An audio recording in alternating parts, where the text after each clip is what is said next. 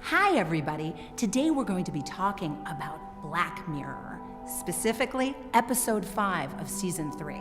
Now, when Black Mirror appeared as a series back in 2011, science fiction had been wallowing for decades. It was a genre that couldn't seem to get past what people in 1964 were thinking of as the worst-case scenario in the not-so-distant future.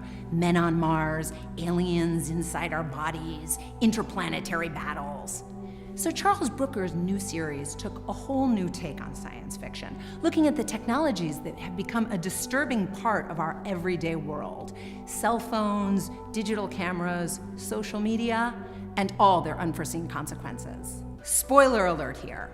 Man of Fire is about war, modern-day war with no actual battlefront. So who's the enemy? Human mutants, who the locals and the soldiers refer to as roaches. And let me tell you, one look at these ghastly creatures and you'll know why.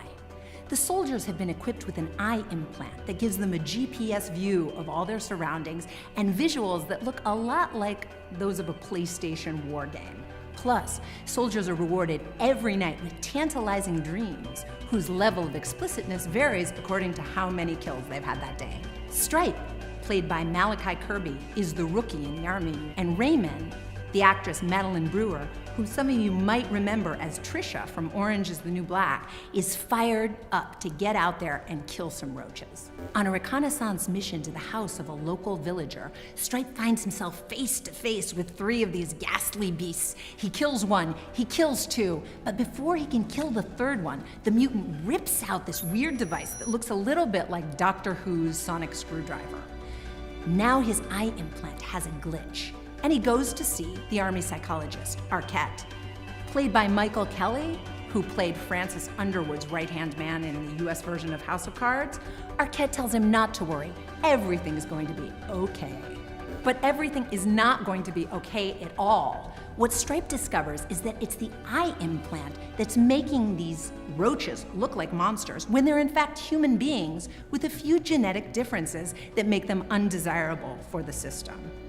When Stripe tries to stop Raymond from killing a roach who we now know to be human, he comes face to face with the fact that he's killed 3 people in cold blood, and Arquette gives him a choice to make.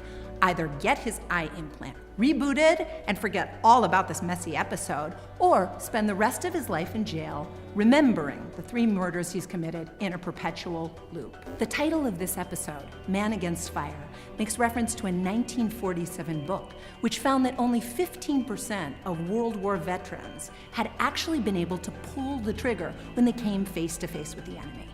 Human beings, it turns out, are pretty reluctant to kill other human beings, and the author found that the US military needed to do something to depersonalize the enemy, making them as ugly and as unhuman as possible to get people to kill. Well, this episode clearly resolves that with an eye implant that depersonalizes the enemy for them.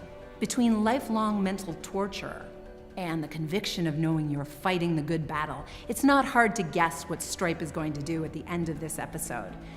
But in the world of Black Mirror, doing what the system wants you to do is no guarantee of a happy ending, as we can see in the last shot of Stripe's final, long-awaited homecoming. Poor guy.